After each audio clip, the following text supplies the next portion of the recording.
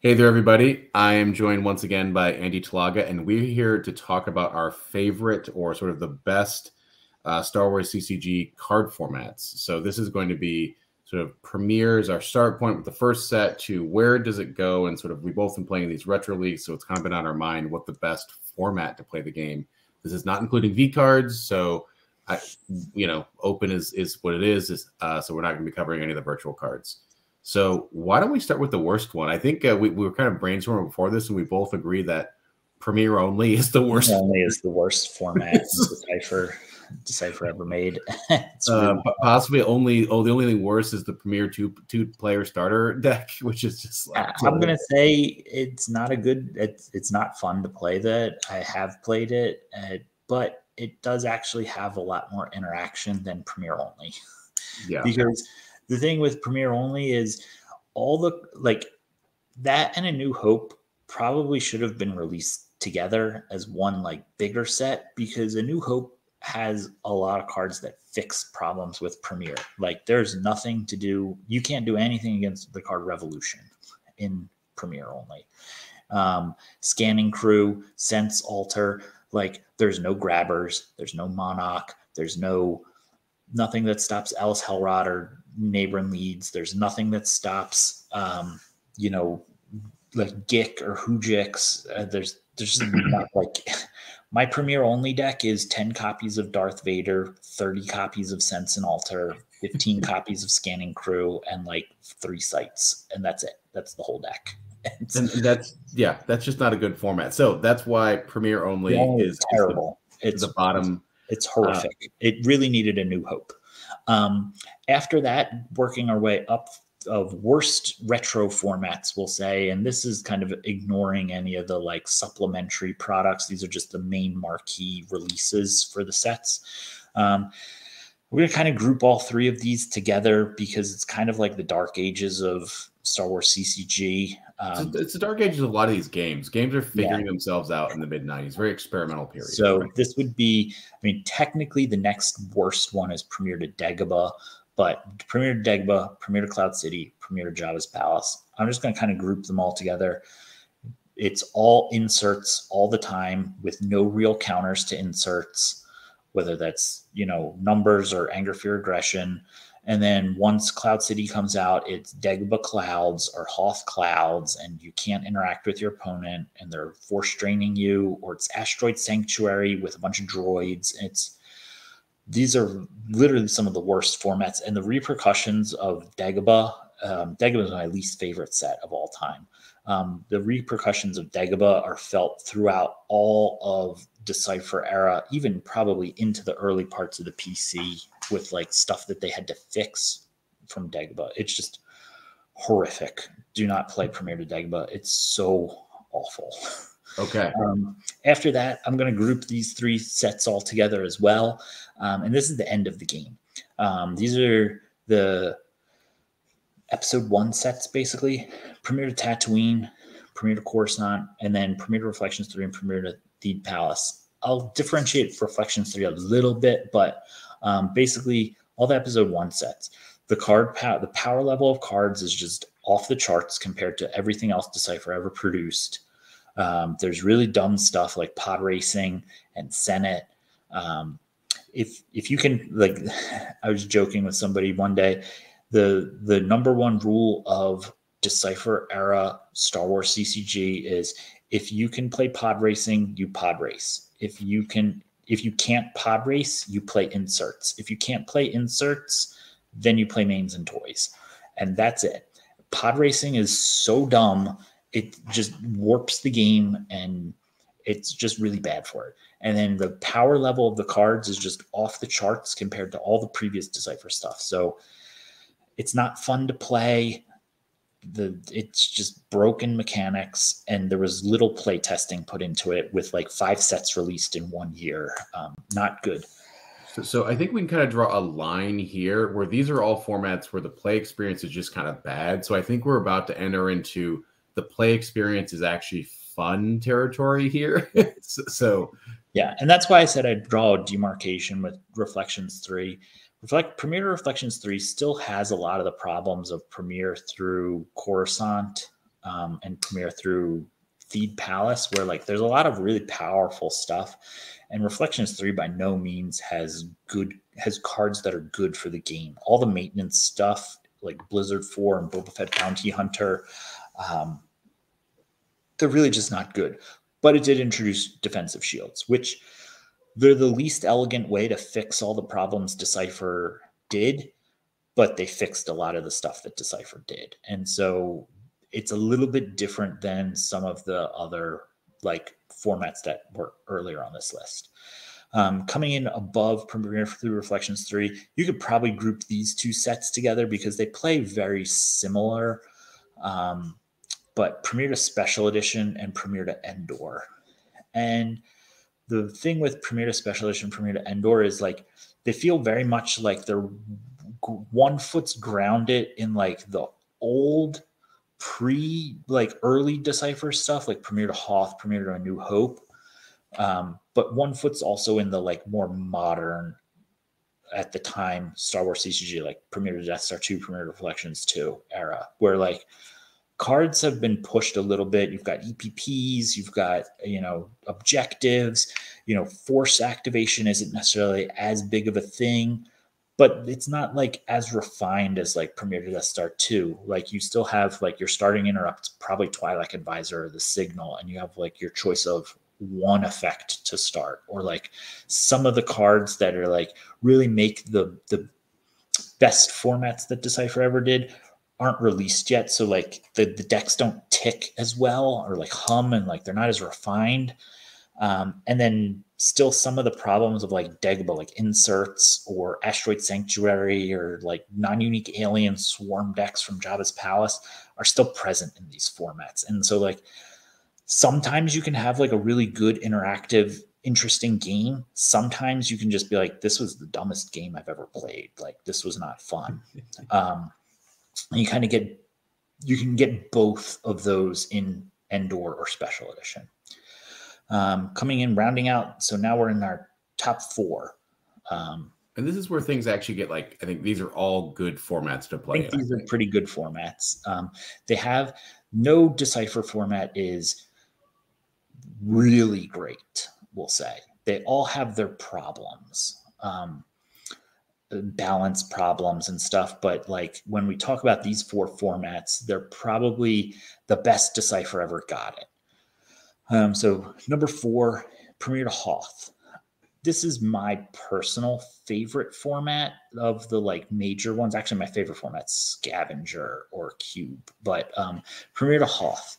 And Premier to Hoth is interesting because all the stuff that A New Hope solved for Premier only is already there, but you get to expand the card pool with Hoth. And so there's more interesting locations. Darkside now has the option of being on the ground with walkers rather than just dedicated space.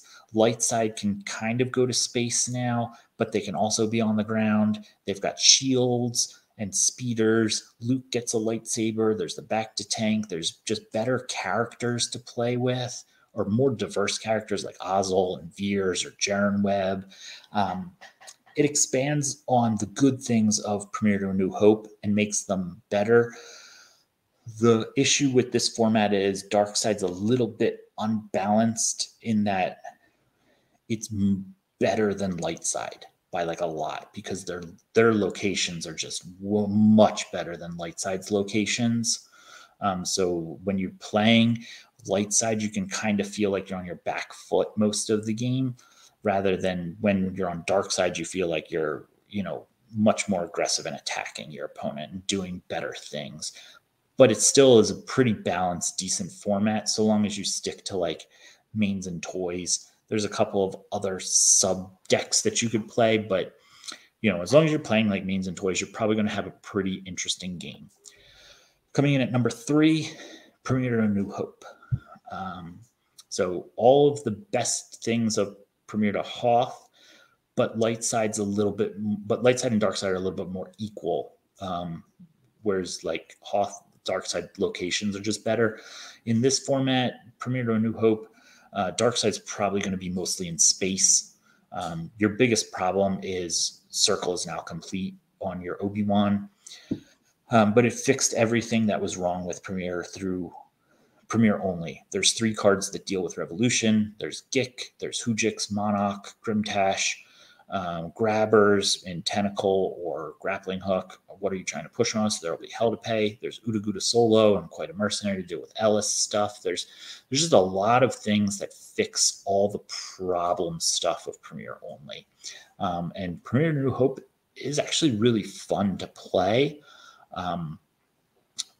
Sometimes there can just be kind of blowout games though still, because of the variance of what you draw versus what your opponent draws, like location wise. Like you might not draw a location for your first 8 turns, right? Because there's just not a good way to get a location into play.